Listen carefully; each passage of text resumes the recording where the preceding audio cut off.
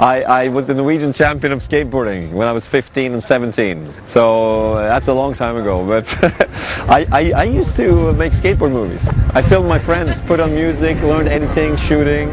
The musicality of images, you know. Skateboard movie is a modern version of the musical.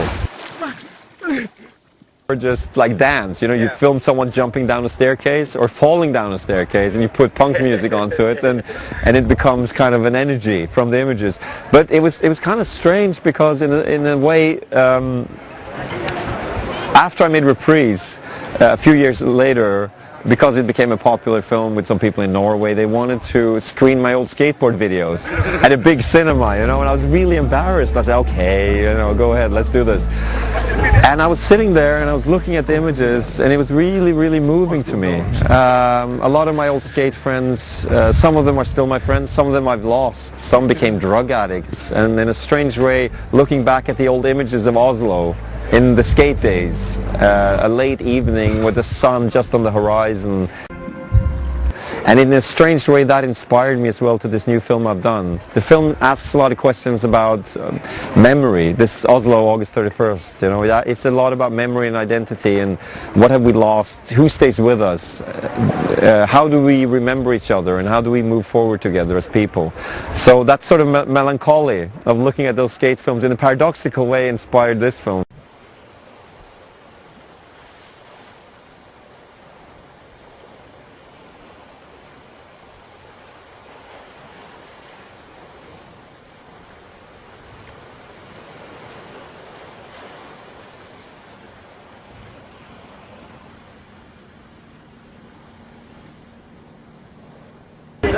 I think I've been a film fan since I was a kid. You know, I watched a lot of American movies, a lot of French movies, Russian, Italian movies. For this film, I looked at a lot of stories that were taking place in one day. Films like La Notte by Antonioni is very inspiring. Like, what sort of dramaturgical concepts can you achieve through having a restricted time frame on your story? Everyday moments can become important, you know, because you can't jump in time all the time. You gotta stay with the character. It's a pressure cooker.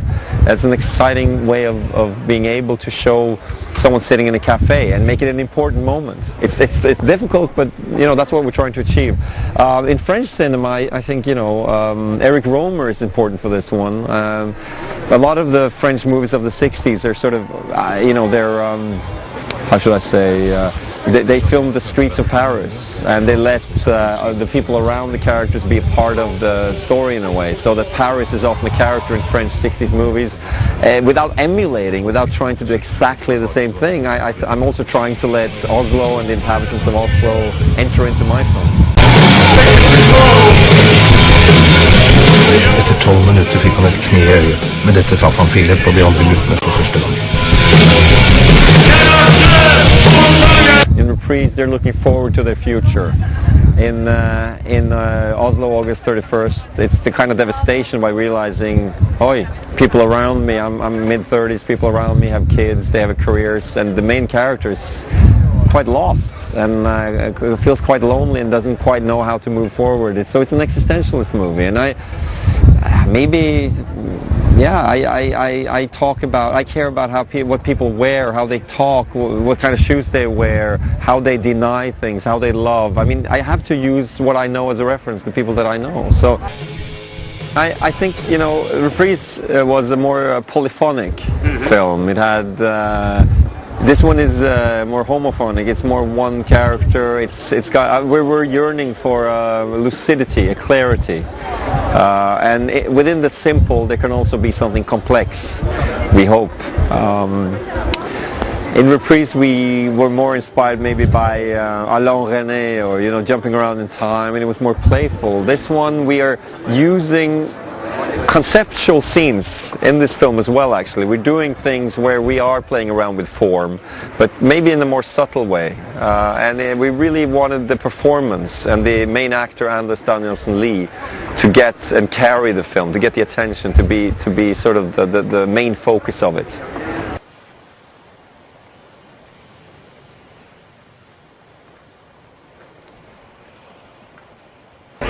It's a funny thing because my grandfather, he unfortunately passed away when I was 9. He was a film director. His name was Erik Löken. And you know, his first film, The Hunt, Jakten, was screening in the main program, in main competition in 1960. And it was kind of a sweet thing. I mean, he didn't know about the Nouvelle Vague, and he was making these kind of experimental movies. And then he came to France, and suddenly he felt that people understood what he was doing, and people in Norway didn't quite understand at the time this kind of more radical type cinema. So in my family, the Cannes Festival has always been a mythical place, you know, a place where there's a love for cinema. I come from a filmmaking family background, and it's I don't know, I was one of these, I'm almost a little bit guilty about it because I got everything served. You know, my mom took me to see Jacques Tati when I was a kid and stuff, but I went to London for 7 years and tried to sort of figure out how I wanted my movies to be. I went to the National Film and TV School, and looking back, you know, I'm very happy that I was able to see a lot of films when I was younger, and I also have a lot of friends around me always who were passionate. I spent a lot of time being in the Cinematheque and watching stuff and arguing whether, you know, Visconti was still beautiful even though he was an aristocrat, or, you know, discussing which Pasolini film was the best, or, you know, I think movies from all around the world is exciting, and I started my love for cinema as a viewer, looking at films.